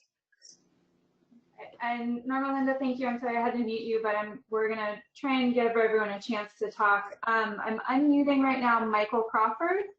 Okay, Michael Crawford? Yes. Hello, sir. Can you hear me? Yes, we can. Yes, we can. Okay, I just wanted to let you know, as a representative of Lake Wimauma Convention Center, that, you know, this proposal looks, we're in agreement with it and looks good. You guys did a very good job on it. We are also looking at developing our own property, trying to draw in business. And it's, you know, it's nice to see something that's coming into this area, you know, with all these housing developments, you know, that when we drive through this area, it will look better than what it does now.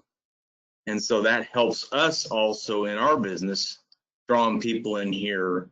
So I just wanted to say and go on record and say thank you for your presentation. Well, thank you very much. And we're really happy to have you with us tonight. And thank you for sharing your comments. You are welcome to use our slogan. What is it? It's more than a place, it's a feeling. Ooh. Ooh. That's great. Thank you. I think Mike Peterson wanted to speak as well. Okay. Mike Peterson, you see? Yeah, I do. I don't have an option to unmute. Yeah, Mike Peterson does not have audio right now, but I do think that Leo Palacios did try one more time. Okay, Leo. Do you see Leo? Yes. I'm gonna try one more time. Leo, you're still self-muted.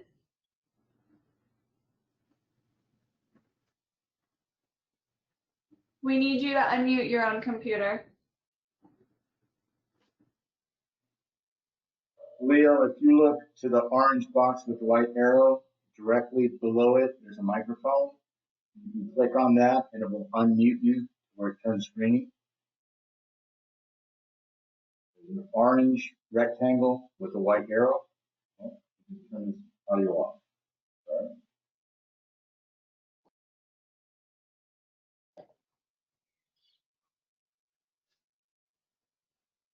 Yeah, Leo has turned his audio off.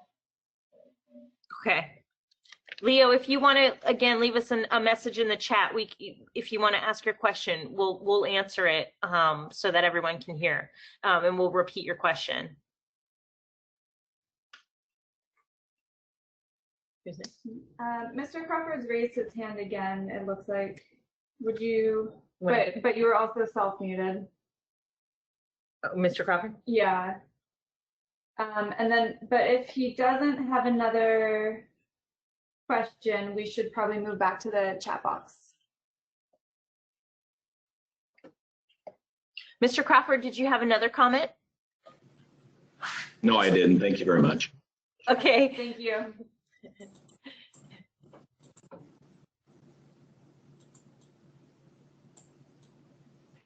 Okay.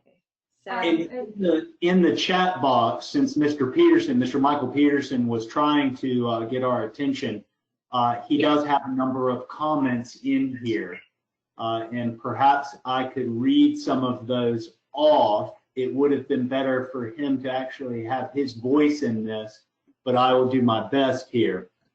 Okay.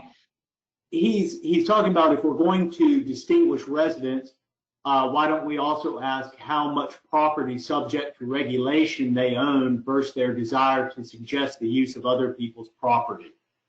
Again, this is in the chat, so it might be something that you might want to look at to give some thought and context to. Sure.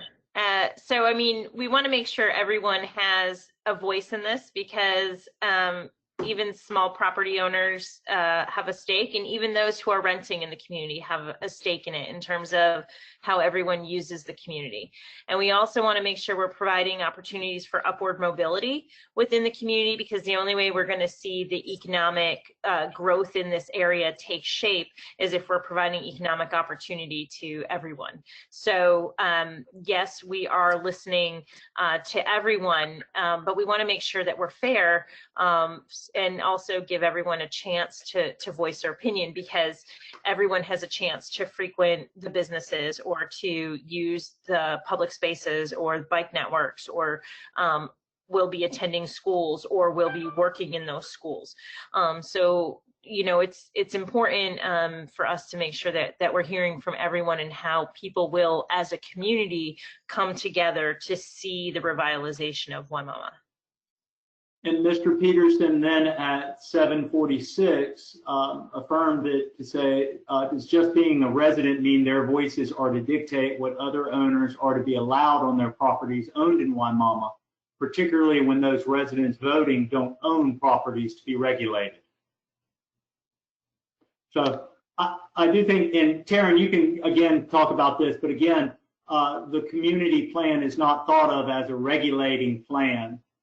In the WVR-2 land use category, Right. to my knowledge, again, correct me if I'm wrong, there is no actual policy that has been proposed that would limit the use of someone's land from what they currently enjoy. In fact, there may be additional uses that those properties might be able to enjoy. Yes, so we're not limiting any of the existing uses, but rather trying to give more options that would benefit the landowners within the WVR-2 as well as the overall community of Wimauma. So providing those landowners in the WVR-2 with the ability to develop per the WVR-2 policy as is right now, be able to develop an agri-hood type style where a portion is left for productive agriculture or co-op through land trust, as well as some development that would take shape, or to be able to utilize the transfer of development rights component and continue to use their land for productive agriculture, but transfer their development rights into the receiving zone of downtown with an incentive to do so. So we're trying to expand the options for those landowners so that you know, it's not one or the other, but rather there are several options as to what could happen for them.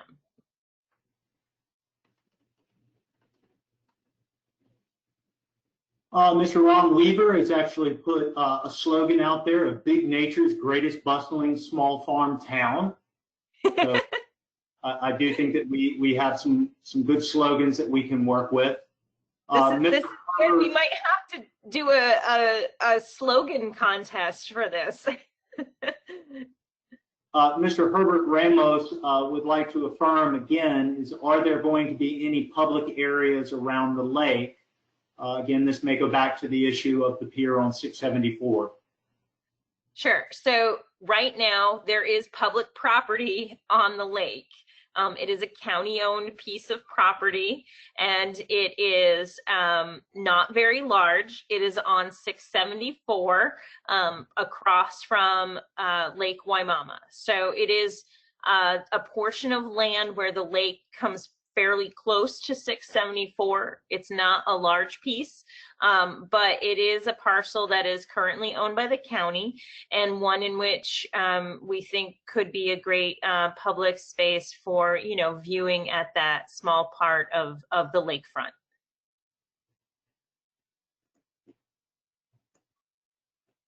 You'll have to excuse me. I'm looking to see what we might not have covered.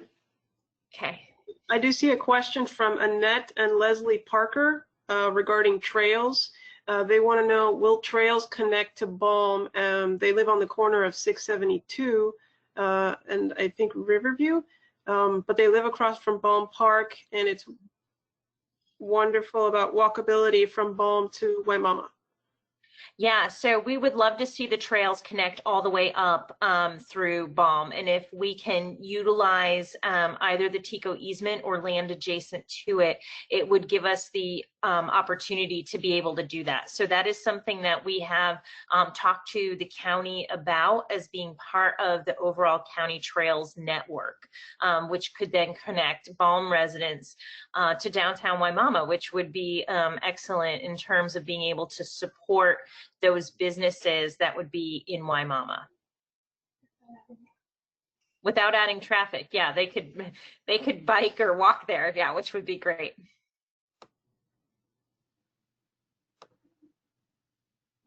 And Leo and Robin have also mentioned, if this plan should take effect, will my taxes go up? I'm paraphrasing, but I believe that's the gist of the comment. So, I mean, taxes are going to be based on property values. They're also going to be based on what you have as your homestead. I mean, like any like anything else, eventually taxes do go up over time. So I can't say that this plan would cause your taxes to go up necessarily. I can't say it won't cause them to go up. I mean, this is, something that we all face no matter where we live. Right. The one thing though with taxes is, again, we usually say that the Hillsborough County property appraiser is the final say-so on taxes, to take those questions to the property appraiser. However, the use of your property is what your taxes are tied to. So if you don't use the use, you have a safe bet of where your taxes will be.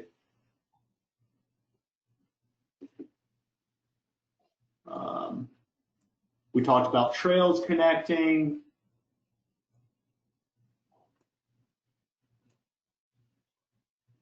Mr. Travis Council has a question. This is something that will come out of the market study as well as some of the other information that the county is collecting about what is a fair market value in the TDR per acre. And Taryn, I don't know if you want to talk anything else about that. So we were looking at that transfer and whether or not there could be an incentive where if you had 2 units per acre, if you could trade in, do a transfer of those 2 units for 3, so that there would be a 2 to 3 ratio for being able to transfer into the receiving zone through an incentivized ratio. So we don't know yet what exactly that looks like until we get a better look at the market study so that we can see. But this is something that we're working through. And if you have any thoughts or comments and you'd like to send us an email with them, we'd love to have them. So there's a few more comments, and it is 8 o'clock, but I will say that one of them from Noel is mentioning residents and landowners won't vote on this, correct? Who will vote on it, the Planning Commission or the BOCC? Sorry, I'll go ahead and mention, yes, the final say-so on this is the Board of County Commissioners. They will hold a series of public hearings possibly later this summer into the fall on this. So again, there are many months left of this planning process. Wanda Broughton also has mentioned that is her fluid zoning changed? No, at this time, there is no change within any of your land uses or zonings that we have. What is the latest info on new schools? I don't know if you would like to speak anything to that, Taryn, on schools. Sure. So we've talked with the school district. We have identified some locations that we've proposed to them as being what we think are good locations for future schools. The district is looking at having the potential of 2 elementary and middle school combos within that southern area of Wimauma, as well as a potential high school. We've talked with them a bit about looking for some partnership opportunities between a high school campus and HCC, and whether or not that is a potential, so that certificate programs or technical programs could be something that is offered to the high school students, where they can graduate having job skills ready to go, which would really help in terms of being able to have some small business or small industry be attracted to the Wimauma area. So we see a lot of relationships and partnerships that are going to be needed to work together to really begin to produce some of the needed jobs, and again, for that opportunity and upward mobility within the community. So that's what we know in terms of the school so far. And I think that in the next, couple months, the school district will have a little more information about some of those school locations.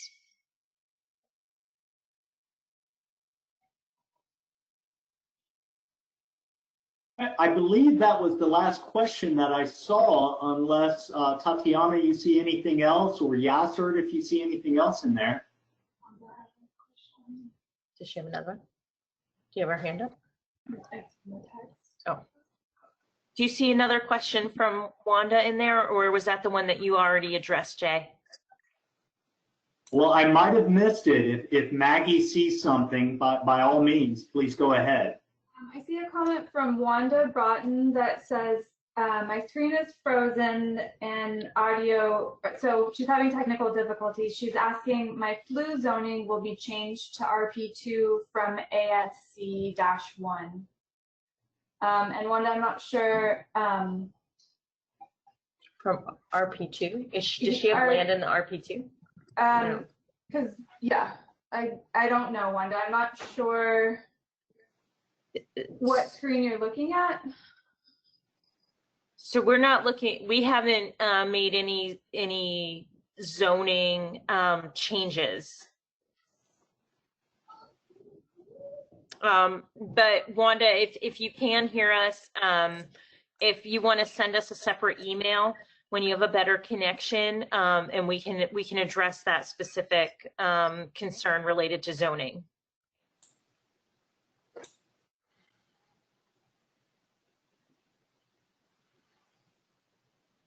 And thank you, Mr. Reagan, for the restaurant suggestions. Yay, more restaurant suggestions. If we don't have any other questions, I would actually like to put another poll on the screen for the attendees that we do have left. We'd like to ask in regards to the meeting format that we have, which one you prefer.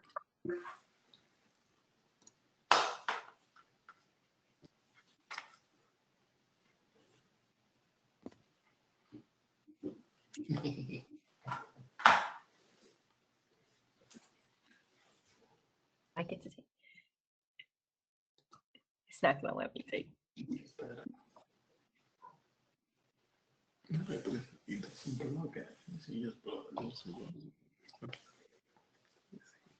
Just to clarify, the third option would be a combination of virtual and in-person. So there would be an in-person meeting that would be scheduled. However, we could also offer the option to view it online if you are unable to attend in person.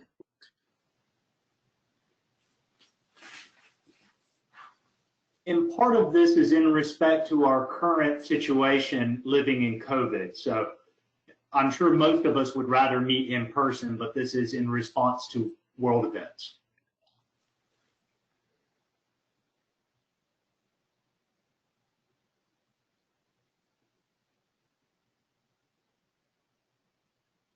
In person meetings. Okay.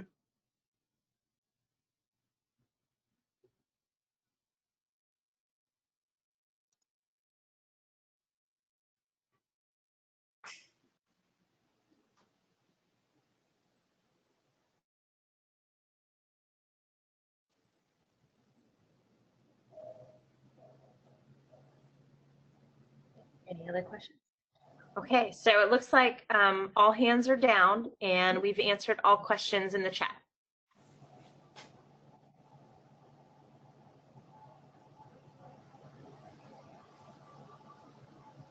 All right, so this concludes the virtual work session. As a reminder, we will continue to post updates and the recorded presentation on the Wimauma project page. If you have not already signed up for the Wimauma email list, you can sign up on that project page by clicking the sign up button under the public engagement section. Again, thank you all so much for attending this evening. We hope you have a great evening. Thanks,